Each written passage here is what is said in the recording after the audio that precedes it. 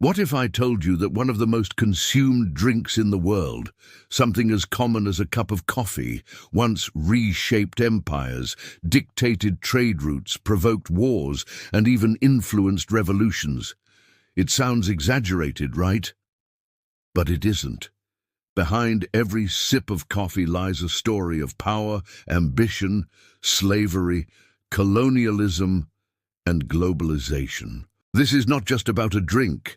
It is about how a small seed became the fuel of nations, a source of wealth, and a cause of conflict. This is the story of the coffee fever, how a simple bean dominated the world. Coffee did not start as the global product we know today. Its roots trace back to Ethiopia, where legend tells of a shepherd named Kaldi who noticed his goats dancing energetically after eating red berries from a strange bush. What seemed like a curious discovery became a revelation. The bean carried an almost magical property. It awakened the mind. Soon, this knowledge spread to Yemen, where monks began using coffee to stay awake during long nights of prayer. The drink was considered sacred, even suspicious, because it altered the state of consciousness. By the 15th century, coffeehouses, known as kave-khane, emerged in the Middle East. They were not just places to drink coffee, they became centers of debate, poetry, business, and politics. Already, the seed was more than a stimulant, it was a force of social transformation. But coffee's destiny was not to remain in Yemen or Arabia. It crossed borders, first into the Ottoman Empire, then into Europe, where it sparked fascination and fear. At first, many called it the devil's drink. Religious leaders debated whether it should be banned, but the truth was undeniable. People loved it.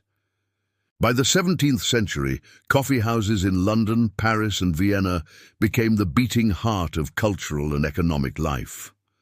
Businessmen met there, writers sharpened ideas, and revolutions were whispered over cups of this exotic, dark liquid. Coffee was not just fueling bodies, it was fueling history. Now here comes the turning point.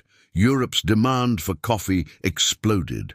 But the Middle East tried to guard its monopoly, forbidding fertile beans to leave their lands. Yet, as always in history, greed finds a way. Smugglers stole seeds, and soon colonial empires realized that coffee could be their golden ticket. The Dutch planted it in Java, the French took it to the Caribbean, and the Portuguese carried it to Brazil. It was in the rich soils of Latin America that coffee fever truly exploded. Brazil became the giant of coffee.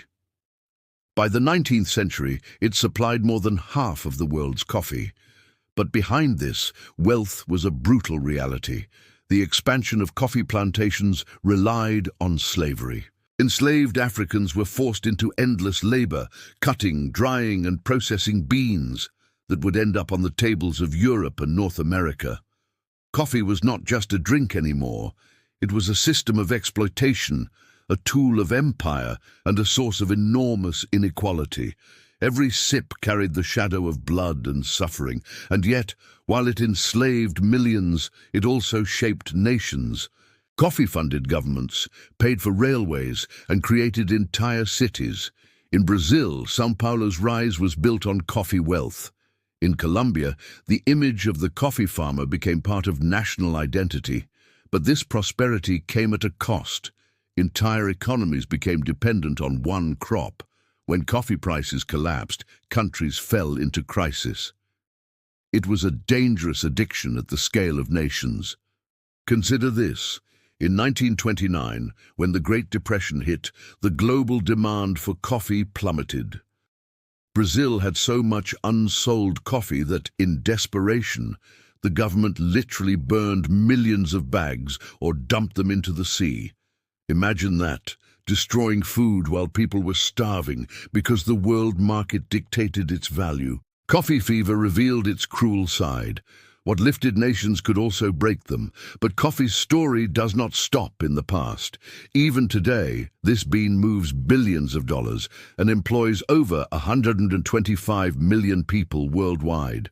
Coffee remains the second most traded commodity after oil. Yet many coffee farmers live in poverty, earning less than $2 a day.